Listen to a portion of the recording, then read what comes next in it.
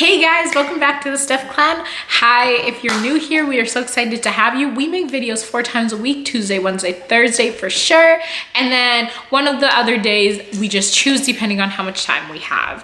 If you are returning, thank you so much for coming back. We love you and we love your support. And let's get right into the video.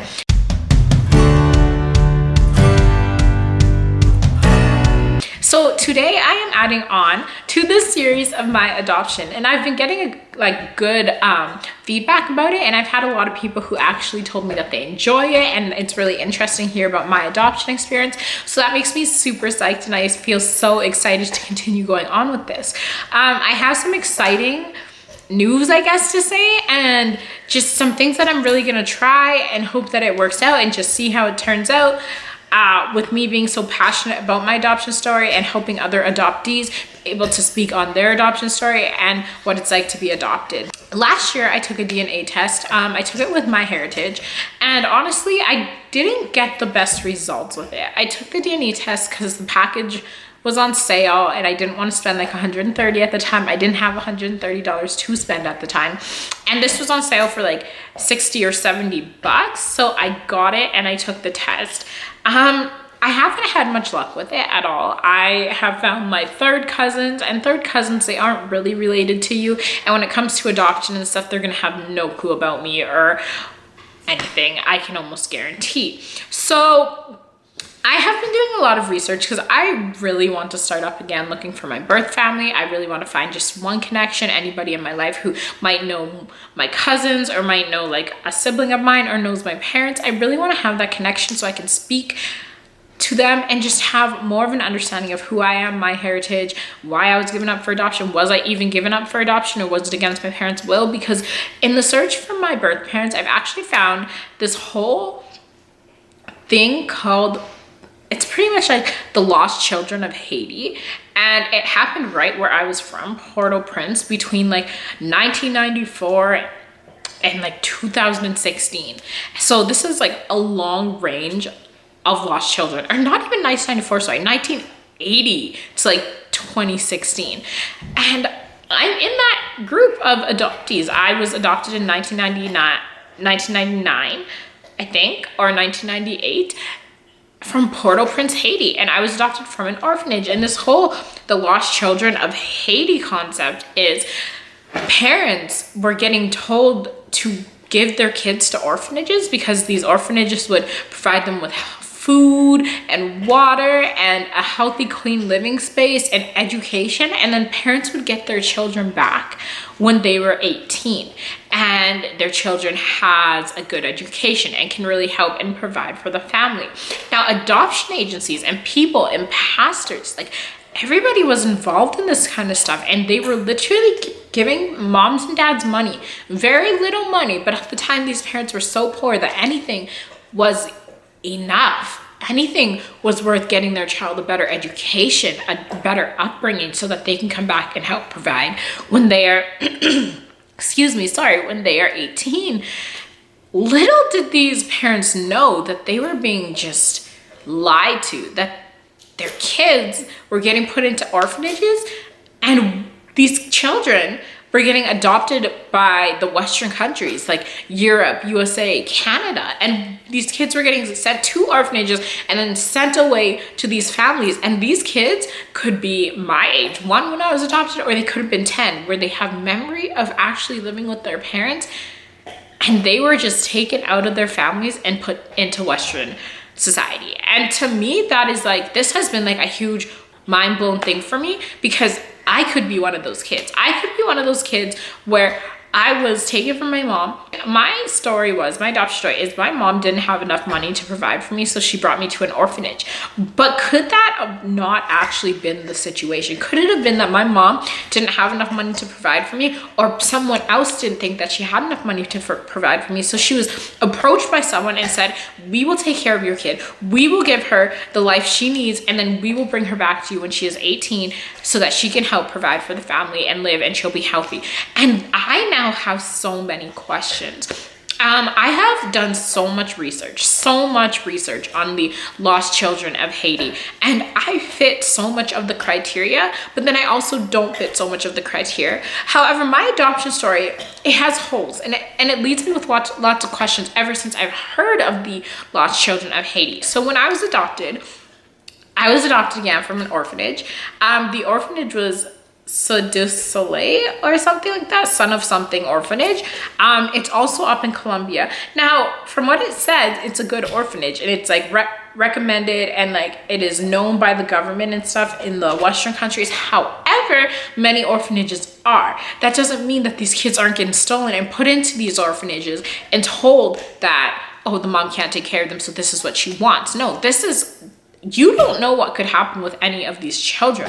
And in 2006, they like tightened the laws where adopted children from Haiti, especially, this was happening a lot in Haiti, from where adopted children were getting taken from their parents and put into orphanages and sent off to the Western countries, because that's just not okay. That will never be okay. That's a whole like generation of children stolen, because the Western countries want to adopt us. The Western countries want to look good. They want to save us. But some of these, like, we are not orphans if we have a living mother who expected us to come back. That is not orphans. That is us being stolen from our country. And I want to know if I'm one of those children. So I'm going to take another DNA test. I might actually take two. I'm going to probably take one with ancestry.com, because they seem to have a lot of people within their database. I'm also going to take one with a website. Just give me one sec. I forget what this website is called. Let me just check on my computer. So it's called Plan Kiskia, and I will put the website down below. And it's literally a project for parents in Haiti who are getting pretty much they're getting free DNA tests, and with hopes that honestly the child will start questioning where they're from and what happened to them regardless of their age, and start questioning their birth or their adopted family, and start questioning their heritage and what happened in their adoption story, in hopes that they will take a DNA test and the DNA will be matched and the parents and the kids will be found and reunited. Because for me, for so long, like growing up, this is all I knew. I knew I was adopted by a Caucasian family, and my mom was too poor to have me, and that's all. I wasn't told anything different, and my adopted family probably doesn't even know anything different. I've looked at my adoption papers and they are so vague, which is another hole for me. They are so vague. It has my mom's name, and that's about all. It doesn't really say why she's giving me up for adoption, and there's like no information on her, and then it just goes to how I was doing in the orphanage up until I was adopted. Those are my adoption papers, other than all the information within my, oh, you've been approved by the by my adopted parents. It really has no information. And with these kids being stolen from their families, they have changed the adoption papers to make it look like these parents wanted to put the kids up for adoption, but it is vague. They don't have much information, because this is not what was supposed to happen. And that's why I feel so strongly about trying to figure out if I was one of those stolen children, because I have no information really. And my adopted parents were told that they were not actually allowed to come to the orphanage to get me. So I was actually shipped onto a plane as a baby, probably with other kids, which doesn't make it any better, to Montreal to meet my adopted family. There was no bonding. There was no meeting prior to this. There was nothing for me as a 1-year-old to get used to or get to know where I was going of my surroundings. And that is a traumatic event. And that is why I feel so strongly, because 4 years after this, my adopted parents my adopted dad went to Africa to pick up an adopted child. And that seems like it's better. Like, you should meet the child. You should know what you're getting into. You should meet the organization. You should know what's all happening before you just agree to take in this child that is coming from a whole nother country. And that is why I am so passionate in finding out more about myself. I just, like, it's things like this that I realize I haven't had a voice. Nobody has really taught me. Nobody has brought up this situation. Nobody it was just, you're adopted, you should be grateful, this and that and this and that. But if I find out, I mean this, if I find out that I was a stolen child, that my parents have been actually looking for me, that my parents have thought I was going to come back, I'm going to be mad. I am not going to be impressed, and I'm going to fight 10 times harder than I already am. And I'm already trying to make something about this cause, because this is not okay. This will never be okay. You cannot be taking children from their parents because you think that they are too poor and bringing them to Western countries and making us go with your culture and do what's right for you guys, and not teaching us anything about ourselves, and then being surprised when we don't fit in, and when we have issues and we act out due to trauma. That is not okay. And so again, I say I'm angry. I'm angry because I've never heard of the lost children of Haiti until I joined a Haitian group. I don't know much about my birth story. I want to know my family, and I just don't. And my adoptive parents are helping me zip zero anything. I actually sent my adopted dad an article of this, and just no response. And it's frustrating. It's frustrating because I deserve answers, I deserve support, and I deserve to know the truth about myself.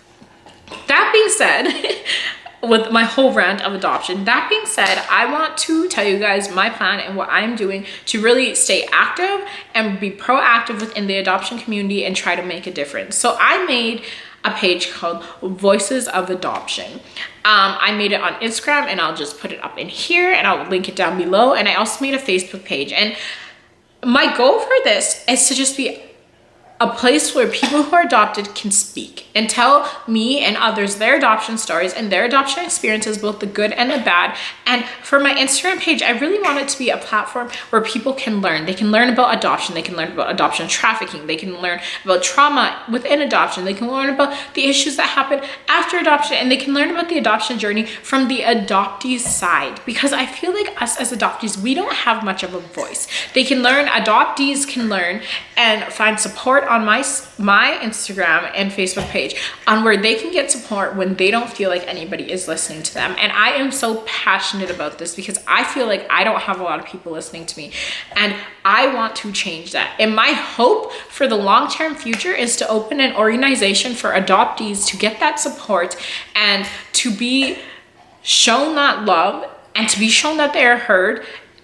And yeah, just to help adoptees where we deserve to be supported. And that is my goal. That is what I want to do. That is what I'm working on super hard. And that is, I hope that I can see this come to life eventually. So yeah, go check out Voices of Adoption on Facebook. It has my adoption story. Go check out Voices of Adoption on Instagram. It also has my adoption story. I haven't added much else yet, but I plan to. And please join and support me and all the other adoptees who deserve answers and who want to get answers and really know who we are. Again, thank you so much for listening. This was a bit of a rant.